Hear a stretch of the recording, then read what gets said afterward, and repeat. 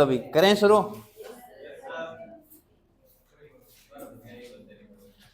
हाँ 1 बजे तक करेंगे आप अभी।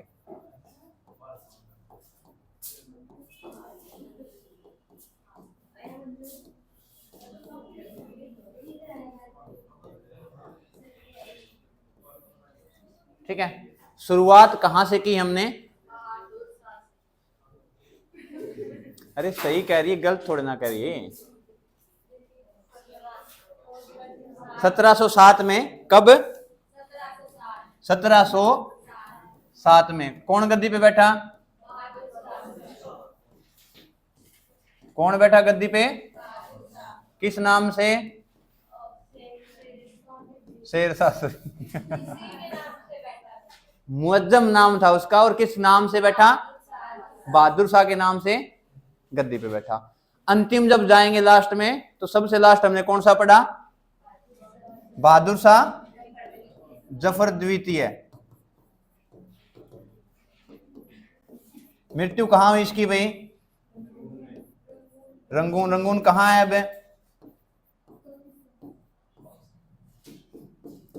अभी अगर हम बात करें रंगून की,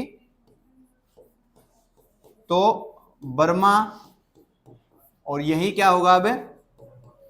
म्यांमार। ठीक है, जो अंतिम शासक था मुगल शासक, जिसकी मृत्यु कहां हुई? रंगून में। चल नॉर्मल सी बात, अगर मृत्यु रंगून में हुई है तो मकबरा समाधि कहां होगी? रंगून में। ठीक है, इसके बाद मैंने आपको बताया आधुनिक भारत के इतिहास में अब हम पढ़ेंगे कुछ ऐसे राज्य जो इसके साथ पनप रहे थे, और इसके साथ जैसे ये सारे राज्य खत्म होंगे, इसके साथ ही फिर हम शुरुआत कर देंगे जो कंपनी आ रही है बाहर से भारत के अंदर, उनके बारे में। ठीक है, अब मैंने आपको बताया भाई 1707 के बाद। ठीक है, 1707 के बाद क्या हो गया? शुरू हो गया मुगलों का पतन। धीरे धीरे क्या आने लगी? गिरावट आने लगी शासन के अंदर। ठीक है, कब से? 1707 ईस्वी के बाद। कारण क्या रहा भाई डिक्लाइन का? कारण एक तो मैंने सबको बता रखा है, प्रमुख एक कारण तो हर राज्य में रहेगा। अगर कोई भी सत्ता है वो गिरावट आ रही है उसके अंदर, तो एक कारण तो प्रमुखता से रहेगा उसके अंदर। कौन से वाला? अयोग्य उत्तराधिकारी। ये आप हमेशा ध्यान में रखना भी। एक फॉर्मेट में क्या होगा? लगातार कंटिन्यू 1 2 3 ऐसे लगातार क्या आ जाएंगे? अयोग्य उत्तराधिकारी आ जाएंगे। तो इससे क्या होगा? जो सेनापति है या उसके जो दरबारी हैं वो क्या करेंगे? फायदा उठाना शुरू कर देंगे। और ऐसे ही होता है बाद में, जैसे जैसे डिक्लाइन होगा तो कुछ धीरे धीरे छोटे छोटे राज्य अलग अलग बनने लग जाएंगे। किससे? मुगल साम्राज्य से। ठीक है, और सबसे मैंने बताया आपको भी, सबसे अधिक अगर डिक्लाइन किस मुगल शासक के काल में हुआ था? किसके शासन काल में हुआ था? पढ़ा है हमने। हाँ, किसके काल में? मोहम्मद शाह। क्या नाम था इसका? उपाधि क्या थी इसकी भी, या इसको क्या कहा जाता था? रंगीला। मोहम्मद शाह। समय काल याद है किसी को? हाँ, 1719 से 1748 ईस्वी तक। ठीक है, क्योंकि देखो जैसे हम बात करेंगे 1707 के बाद की, तो इसका समय काल काफी लंबा रहा है। ठीक है, लेकिन शासक क्या था? ये अयोग्य था। तो जो ये लंबा समय मिला इसको, इसने फायदा नहीं उठाया। फायदा किन्होंने उठा लिया? और लोगों ने। ठीक है, तो आज हम बात करेंगे भी जो मुगल हैं उनके साथ में जो राज्य छोटे छोटे बने, ठीक है, वो उनको कितने प्रकार से बांटा जाता है और कौन कौन से वो राज्य रहे हैं। तो जो मुगल साम्राज्य के बाद जो राज्य बनेंगे वो कितने प्रकार के बनेंगे भाई? 3 प्रकार के। कितने राज्य बनेंगे? 3 प्रकार के। कोई अंदाजा हो थोड़ा बहुत? सबसे पहले तो मैंने आपको बताया था एक, वो तो याद होना चाहिए। जो एक प्रकार था वो कौन सा था? उत्तराधिकारी राज्य। बताए थे? नाम? बंगाल, हैदराबाद और अवध। बंगाल, हैदराबाद और अवध। तो इनके मैंने आपको बताया भी था, अभी इनको किस किसने बनाया था? तो बंगाल को किसने बनाया? अभी अलग है, मुर्शीद कुली खां। किसने बनाया? मुर्शीद कुली खां। आज इनके ही बारे में हम पढ़ेंगे, थोड़ी थोड़ी जानकारी, प्रमुख बातें हम कहां पढ़ेंगे? जब हम अंग्रेजों को पढ़ेंगे तो अंग्रेजों के साथ इनका जो संघर्ष होगा उस संघर्ष में सारों के बारे में पढ़ेंगे। ठीक है, कोई युद्ध होता है तो बंगाल के ऊपर अधिकार हो रहा है तो किसी को दीवानी मिल रही है कहीं की, तो ठीक है, वो सारी चीजें हम कब पढ़ेंगे? अंग्रेजों के पैरेलल पढ़ेंगे। अभी थोड़ी थोड़ी जानकारी आपने रखनी है कि ये चीजें कैसे थी और कहां पर थी।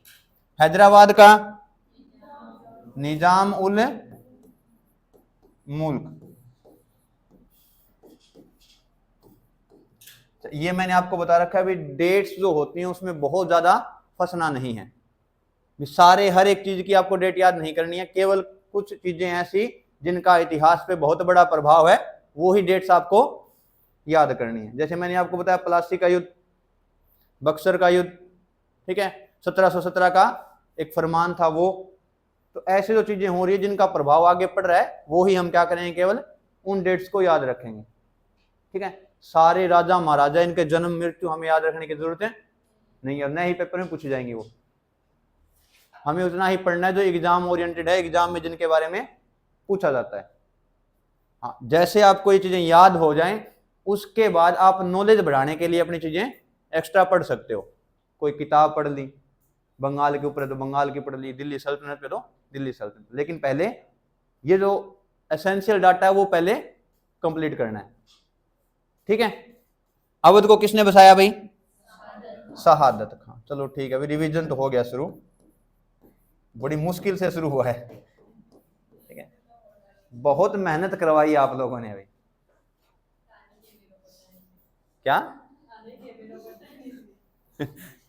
ठीक है, 1 महीना तो हो गया लगातार शायद मेरे को कहते कहते ही रिवीजन करना जरूरी है, करना जरूरी है। अब थोड़ा वो बोरिंग, देखो दिक्कत क्या है, बोरिंग टॉपिक इसलिए है वो हमने कभी पढ़े नहीं। जो चीजें हम पहली बार पढ़ते हैं जिनके बारे में जानकारी नहीं है तो उसमें क्या थोड़ी दिक्कत आती है। कुछ तो नाम ऐसे आएंगे बीच में, ठीक है, जो हमने नहीं सुने थे। तुर्कों के बारे में हमने पढ़ा, ठीक है, अरबों के बारे में पढ़ा, कुछ फिर दक्षिण भारत में चले गए वहां पढ़ा, ठीक है, सूफी आंदोलन, भक्ति आंदोलन, ये चीजें पढ़ी हो हमने पढ़ नहीं रखी हैं। दिक्कत बस यही है, इनके बारे में हमने पहले कुछ ना कुछ सुन रखा है। दूसरा, अब यहाँ पे लड़ाइयाँ शुरू हो गई अच्छी खासी। अब लड़ाई में तो सबको मजा आता है भाई। ठीक है, लड़ाइयों में क्या है, आसपास में कहीं हो तो सारा मोहल्ला इकट्ठा हो जाता है लड़ाई देखने के लिए। ठीक है, तो अवध में शहादत। ठीक है, इसके बाद होंगे स्वतंत्र राज्य। दूसरे कौन से होंगे? स्वतंत्र राज्य।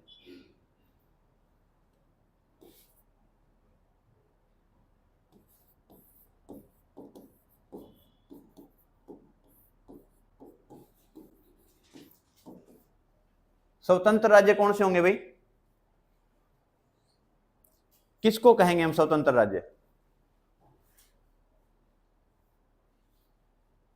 थोड़ा सा दिमाग लगाओ, सोचो भी क्या हो सकता है। हाँ, भी जो राज्य किसी के अधीन न हो।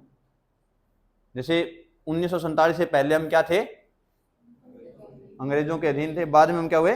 स्वतंत्र। ठीक है, क्योंकि उसके बाद हमारी जो जितनी भी पॉलिसी वगैरह वो हम अपने हिसाब से बनाने लगे। पहले क्या था, हम किसके अधीन रहते थे? भी अंग्रेज जो पॉलिसी बनाएंगे उसी पे क्या करना पड़ेगा, हमें चलना पड़ेगा। ठीक है, तो स्वतंत्र राज्य में सबसे प्रमुख रहेगा मैसूर। कौन? नाम सुना है मैसूर का? मैसूर से कौन सा शासक था भाई जो बहुत फेमस रहा? टीपू सुल्तान। ठीक है, इसके बाद केरल। केरल के बारे में थोड़ा बहुत पढ़ेंगे, ज्यादा पढ़ने की जरूरत नहीं है आपको। ठीक है, इसके बाद तीसरे आएंगे कुछ नए राज्य बने। ठीक है, नए राज्य का क्या मतलब कि कोई शासक था, ठीक है, वो अधीन रहा किनके, मुगलों के, और उन्होंने क्या किया, बाद में अलग से अपनी सत्ता धारण कर दी। तो उसमें सबसे प्रमुख रहेंगे मराठा, ठीक है, और इनके बारे में हमें सबसे अधिक पढ़ना है। किनके बारे में, मराठाओं के बारे में। मराठा के बाद आपकी नए राज्य में आएगा पंजाब, ठीक है, और राजपूत शासक कुछ, या राजपूताना जिनको बोलते हैं वो।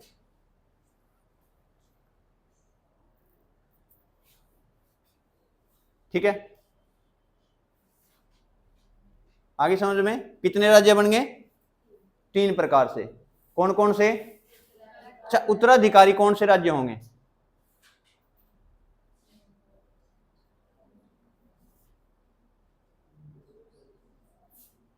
उत्तराधिकारी राज्य,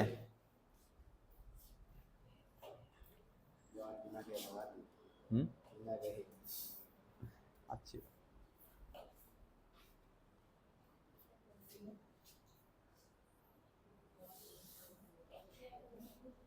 क्या होता है उत्तराधिकारी, जिस पे किसी का अधिकार हो।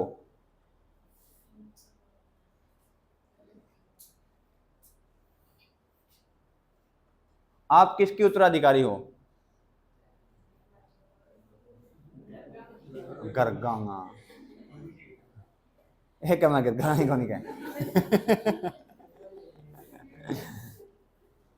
विरासत मिलेगी, चाहे छोटी मिल जाए।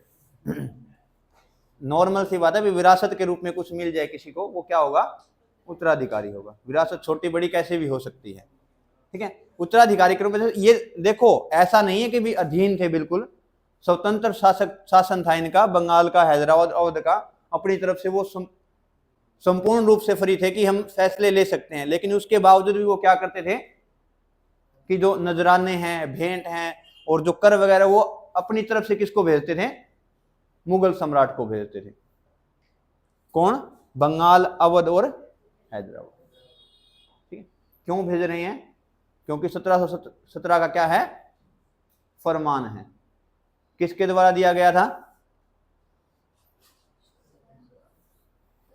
शाही फरमान किसने दिया था, फर्रुखसियर ने, ठीक है। क्या था उसके अंदर,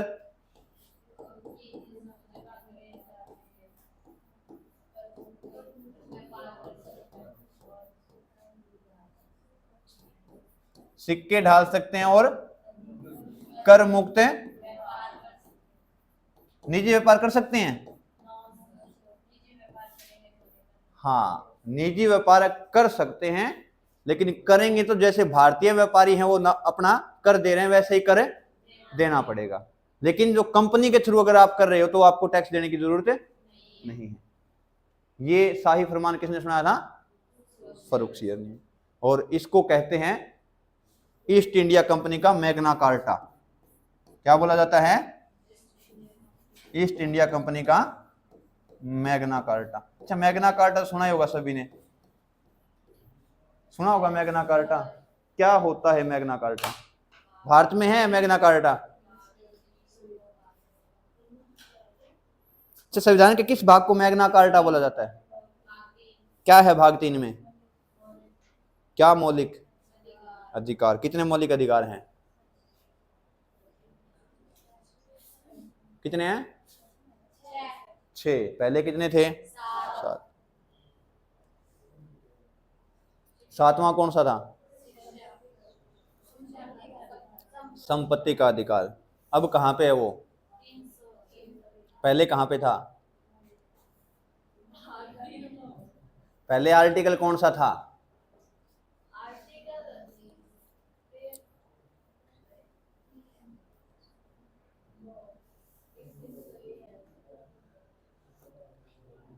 अब तो 300 है, पहले कौन सा था।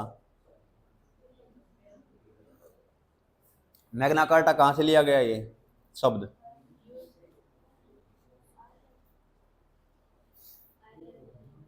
कहां से लिया गया है भाई,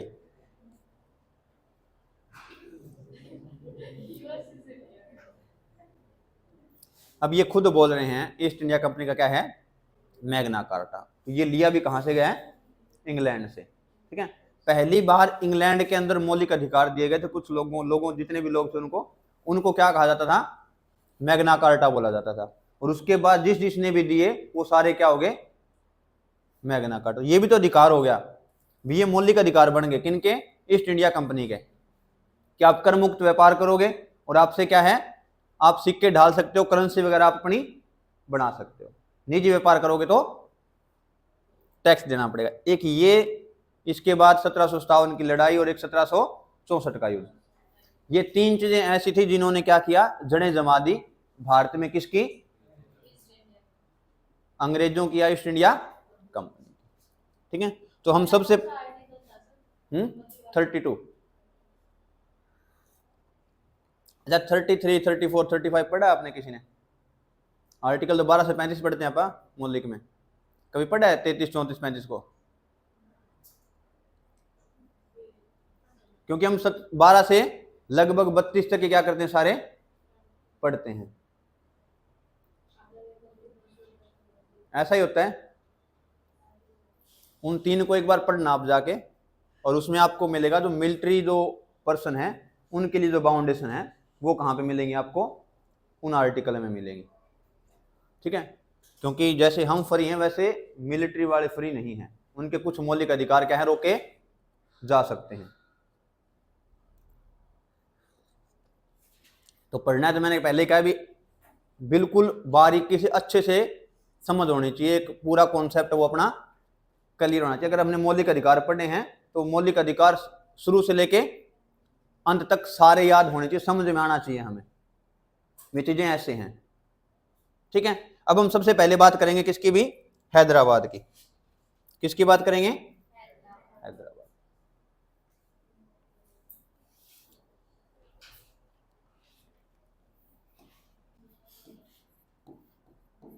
अच्छा यहां तक समझ में आ गया सभी के भी? किसी को कुछ पूछना हो? हैदराबाद के क्या होंगे, निजाम। निजाम क्या होगा अभी, एक है क्या होगा निजाम, उपाधि होगी। क्या होगी, एक उपाधि, किसके द्वारा दी गई होगी,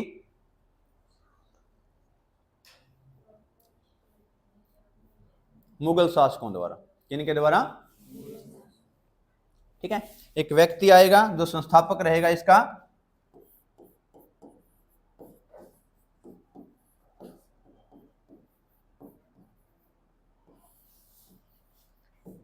ठीक है भाई। तो हैदराबाद का संस्थापक कौन रहेगा, चिनक्लेज खान। पहले क्या लिखा था आपने, हैदराबाद की स्थापना किसने की थी? अभी पढ़ा है थोड़ी देर पहले, बंगाल हैदराबाद और निजाम उल मुल्क, और अब हम लिख रहे हैं चिनक्लेज खान। किसी ने नहीं पूछा भाई क्यों, और मैंने पहले दिन से बताया था हमेशा क्यों को पकड़े रखना है, जाने नहीं देना क्यों को कहीं भी।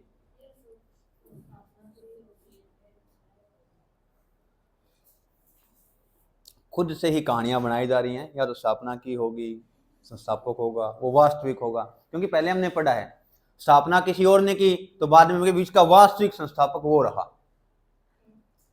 ठीक है, चिनक्लीज खान है वो प्रारंभिक नाम था किसका, निजाम उल मुल्क का। उपाधि देने से पहले एक नाम क्या था, चिनक्लीज खान। बाद में उसको उपाधि दी गई किसकी, निजाम उल मुल्क की। और उसके बाद क्या होगा, भी सारों ने क्या लगाना शुरू कर दिया अपने नाम के साथ, निजाम। भी इसके बाद जो भी हुआ सबने क्या शुरू कर दिया, निजाम। भी हम क्या हैं, हैदराबाद के निजाम।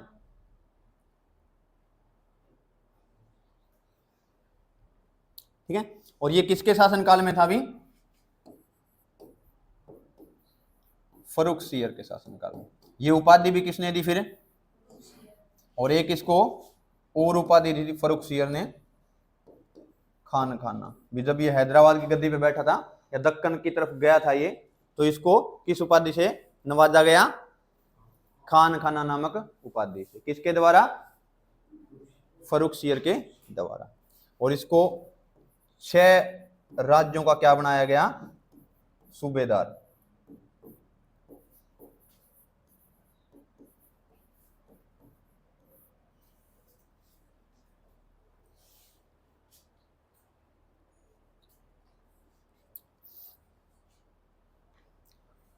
और इसी ने ही भाई निजाम उल मुल्क है, इसी ने सैयद बंधुओं में एक बंधु था, दो सैयद बंधु थे, नाम याद है सभी को?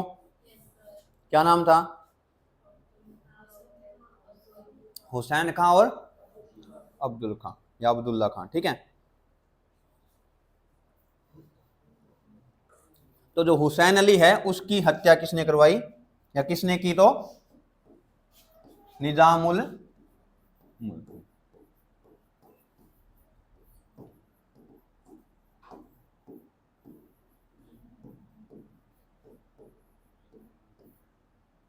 ठीक है, हुसैन अली की हत्या किसने करवाई? निजामुल मुल्क। क्या खासियत थी सैयद बंधुओं की, बताओ कुछ आपको?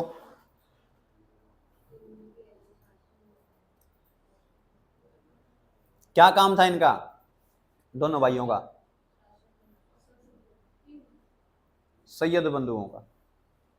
इनको क्या कहा जाता है भारत में? King maker. क्या कहा जाता है? King maker. क्यों कहा जाता है? कितने बनाए थे? चार। कौन कौन से? फर्रुखसियर को सबसे पहले, उसके बाद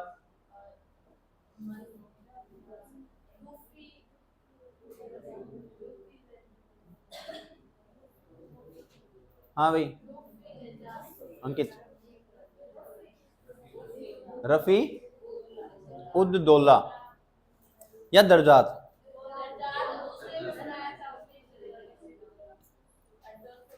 फर्रुखसियर, रफी उद दर्जात, रफी उद दौला और उसके बाद फिर मोहम्मद शाह। ठीक है, अच्छा इनके कुछ नाम भी बताए थे मैंने आपको। मोहम्मद शाह का तो हमने देख लिया। फर्रुखसियर का क्या नाम था भाई? गणितकार। क्यों?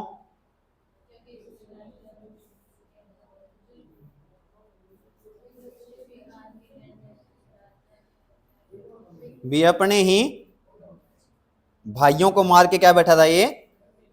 गद्दी पे बैठा था, इसलिए इसको क्या कहा जाता है? घृणित कायर। किसको कहा जाता है? फर्रुखसियर को। ठीक है, अब क्या है 1722 ईस्वी में, कब? मोहम्मद शाह है जो, कौन है?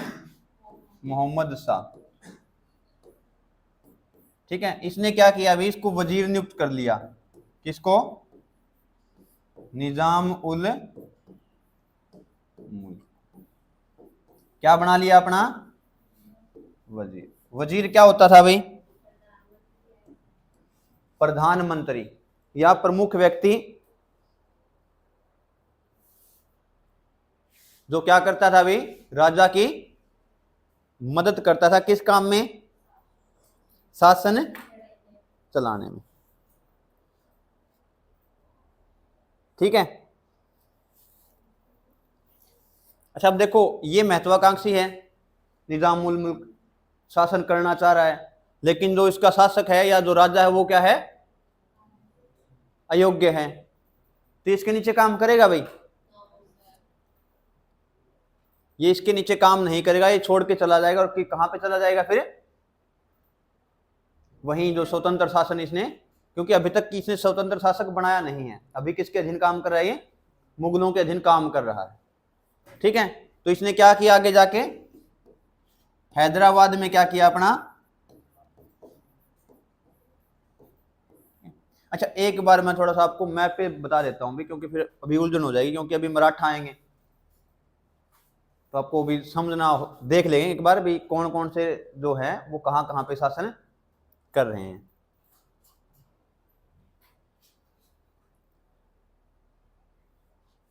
अच्छा मैप बनाना सीख लिया हो सभी ने?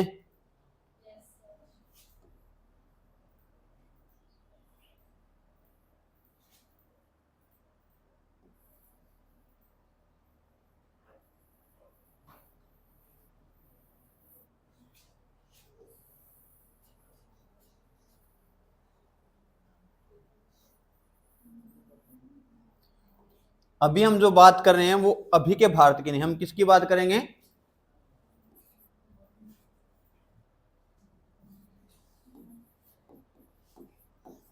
भारतीय उपमहाद्वीप की। किसकी बात करेंगे? क्योंकि अभी तक पाकिस्तान अलग नहीं हुआ है, बांग्लादेश अलग नहीं हुआ है, ये सारे क्या हैं, एक ही जगह पे काम कर रहे हैं मिलके। तो ये क्षेत्र भी क्या रहेगा, सारा अभी भारत के पास है। ये क्षेत्र भी क्या रहेगा, क्योंकि अभी यहां पे क्या है, बांग्लादेश, यहां पे क्या है, पाकिस्तान। ठीक है, तो मराठा कहां पे थे भी, ये जो क्षेत्र है, ठीक है, कौन सा, जो महाराष्ट्र गुजरात वाला क्षेत्र है, कुछ हिस्सा गुजरात का और प्रमुखता से कहां पे, महाराष्ट्र में। यहां पे क्या है, मराठा है। क्या है, ये जो क्षेत्र है, ये कौन सा है, कर्नाटक। क्या है, कर्नाटक। अच्छा, अभी आप देखते होंगे, अभी कर्नाटक क्या है, इस तरफ है। अभी बात करें हम भारत की, तो अभी कर्नाटक कहां पे है, यहां पे। पहले क्या था, ये जो क्षेत्र था कर्नाटक वाला, ये कौन सा था, इसको हम बोलते थे मैसूर। ये जो क्षेत्र है, ये क्या है, मैसूर, मैसूर नहीं, मैसूर। ठीक है, यही तो कह रहा हूं भी, इकट्ठा पढ़ना है, अलग अलग नहीं पढ़ना है। ये जो क्षेत्र है सारा, ये यहां पे बिहार है, झारखंड है, छत्तीसगढ़, ये सारा किस में आएगा, ये पूरा आएगा बंगाल में। यहां पे क्या है, बंगाल। ठीक है, इसी के ऊपर हम बात करेंगे। तो यहां पे अभी जो असम वाला क्षेत्र है, कौन सा, असम वाला क्षेत्र, यहां पे था अहोम साम्राज्य। कौन सा साम्राज्य, अहोम। ठीक है, ये भारत में अगर सबसे मुश्किल अगर किसी को जीतना रहा है, तो वो कौन सा साम्राज्य रहा, अहोम साम्राज्य। छोटी सी डायनेस्टी थी, लेकिन फिर भी क्या है, बड़ी मुश्किल से है ना ये काबू में आए थे।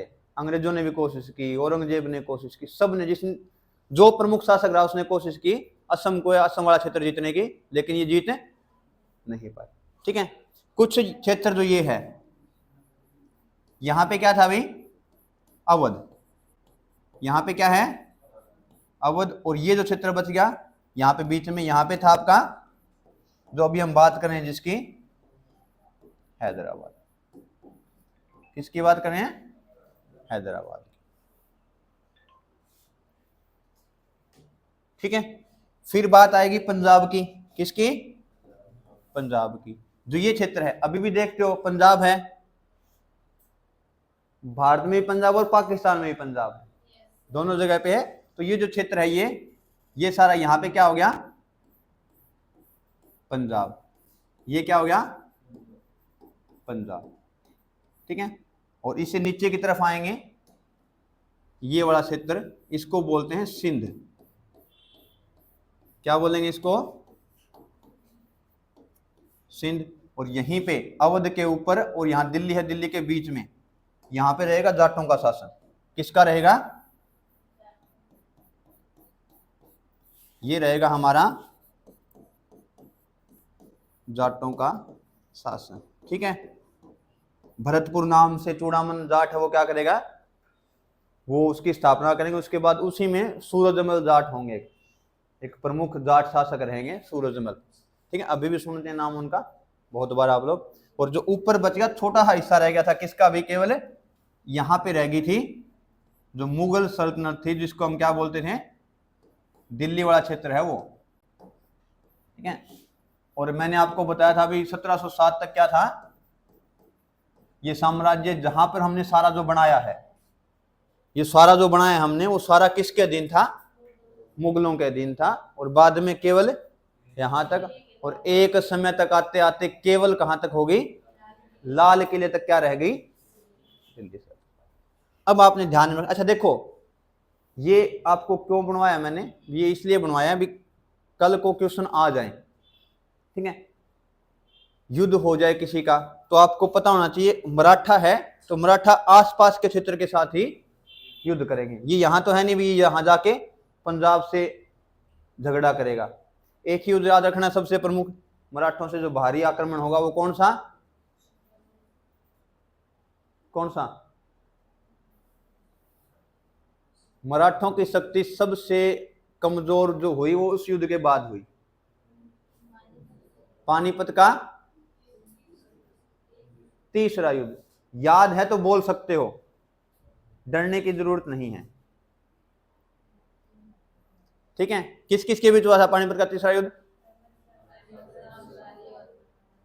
किसका सेनापति था अहमद शाह अब्दाली?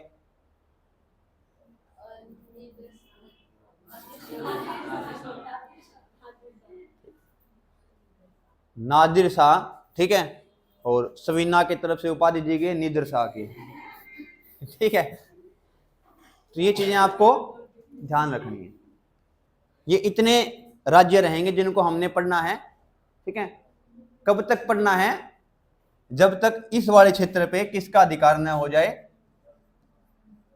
अंग्रेजों का।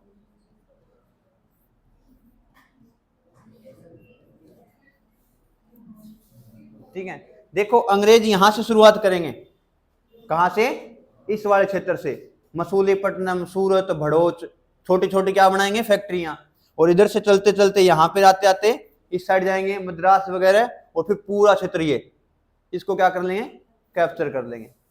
मैंने आपको बताया था प्लासी की लड़ाई से पहले की घटना थी थोड़ी सी, जिसमें रॉबर्ट क्लाइव कहां बैठा था, मद्रास में। कहां बैठा था, मद्रास में। उसको लेके आए कुछ व्यक्ति जिन पे सिराजुद्दौला ने क्या किया था, आक्रमण किया था।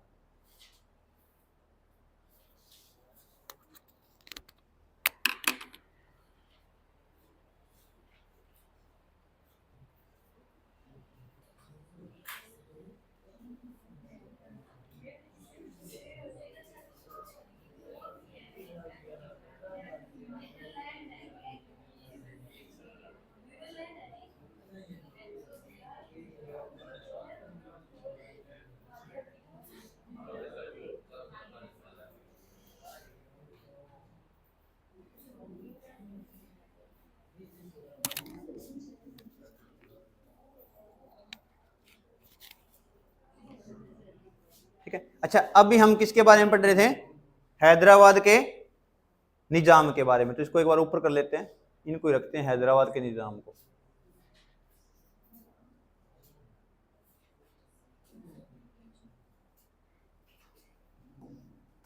किसकी चर्चा हो रही थी, हैदराबाद के निजाम की, ठीक है।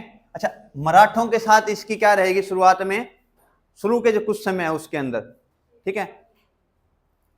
मराठों का और निजाम है, उनके आपस में क्या रहेंगे, संबंध कैसे रहेंगे भी, हाँ अच्छे संबंध रहेंगे, या मधुर जिसको बोल सकते हैं, ठीक है।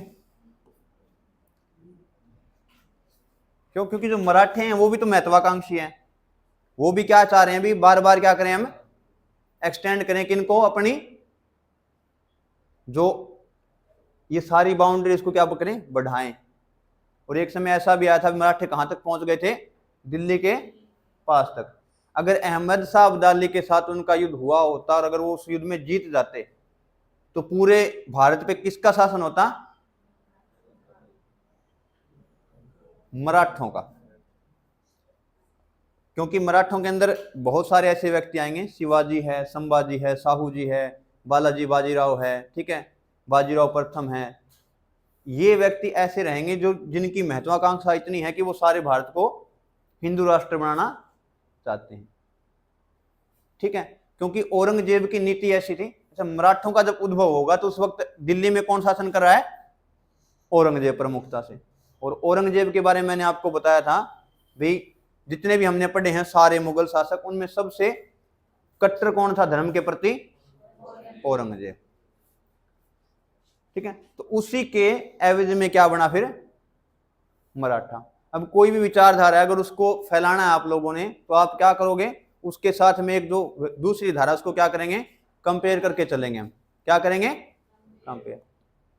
अब हिंदू है तो उनको क्या कहा गया भी, ऐसे से उत्तर भारत में तो क्या चल रहा है भी, मुस्लिम शासक है वो सारे हिंदुओं को क्या कर रहे हैं, मुस्लिम बना रहे हैं, अगर हमने कुछ नहीं किया, संगठित नहीं हुए तो क्या होगा, विकल्प हो सकता है वो यहां आके भी। और औरंगजेब को अगर सही से किसने फंसाया था तो वो किसने फंसाया था, मराठों ने। मैंने आपको बताया 31 साल उन्होंने कहां पे लगाए थे, दक्षिण अभियान में लगाए थे। किसने, औरंगजेब ने। अगर 31 साल यहां फंसा नहीं रहता औरंगजेब तो दिल्ली का शासन भी और लंबे समय तक चलता, मजबूती से चलता वो। क्योंकि देखो सिंपल सी बात है, अगर कोई राजा है वो अपनी राजधानी छोड़ के 31 साल बाहर युद्धों में घूमता रहे तो दिल्ली तो क्या होगी, खाली होगी। वहां पे जो शासन करे वो अपनी मनमर्जी करेंगे फिर। अब कोई घर में नौकर है, ठीक है, और मालिक कह दे मैं 10 साल बाहर जाऊंगा, ये घर बार सारा कुछ वो तेरा ही है, तो वो संभाल के थोड़ी रखेगा उसको। वो उसको क्या करेगा, खर्चने पे जोर देगा, भी 10 साल तो मजे करें, बाकी बाद में देखेंगे। ऐसा ही वहीं पे हुआ भी, जो वजीर वगैरह थे, जो दरबारी थे, वो ऐसे ही उन्होंने किया कि जब उसने 31 साल लगाए तो पीछे जितना भी राजस्व वगैरह था, दिल्ली जो इतनी बड़ी थी, इतना बड़ा भी, बहुत ज्यादा संपन्न थी दिल्ली भाई, ठीक है, वो क्या होगी, कमजोर होनी शुरू हो गई। ठीक है, किस समय के बाद, औरंगजेब के इस अभियान के बाद। ठीक है, तो मराठा है और निजामों का क्या चल रहा है आपस में, सही सिस्टम चल रहा है। और मराठों में भी क्या होगा, सूरत की 2 लूट होगी। क्या होगी, आपसे पूछ ले भी सूरत की लूट किसने की थी, तो वो किसने की थी, मराठों ने की थी भाई। किसने की थी, और एक बार भी नहीं 2 बार। पहली बार करेंगे, और ये हम आगे पढ़ेंगे, मराठों के बारे में पढ़ाऊंगा मैं अच्छे से सारा इसके बारे में, एक बार थोड़ा सुन लो या समझ लो कि पहली जब लूट की तो पकड़ लिया किसको, शिवाजी को, और शिवाजी के बेटे को कहां रखा गया, औरंगजेब के दरबार में, ठीक है, या कैद में रखा गया उसकी। और बाद में क्या किया गया, उसको छोड़ दिया गया, और शिवाजी खुद भाग आए थे वहां से। और जैसे ही भाग के वापिस फिर बोला 1 करोड़ लूट लिया भाई, ठीक है, दोबारा फिर लूटा उन्होंने सूरत को। तो सूरत को कितनी बार, 2 बार। अच्छा, ये नीति रही हमेशा से मराठों की, भी शासन चलाना है तो क्या करना है, लूट मार तो करनी पड़ेगी, पैसा चाहिए तो यही एक तरीका है पैसा लाने का, भी कहीं से किसी के साथ युद्ध करें या कहीं से चोरी करें। मराठों के बारे में ऐसी कई सारी चीजें आएंगी जिनको लूट कहा गया, वो क्या थी असल में, चोरियां थी। कोई बड़े से सेठ को देख लिया, उसके घर पे क्या कर दी, लूट कर दी। इसीलिए परेशान थे ज्यादा लोग मराठों से। मराठों के पतन का एक ये भी कारण था, इन्होंने किसी भी जो आसपास में जितने भी शासक थे,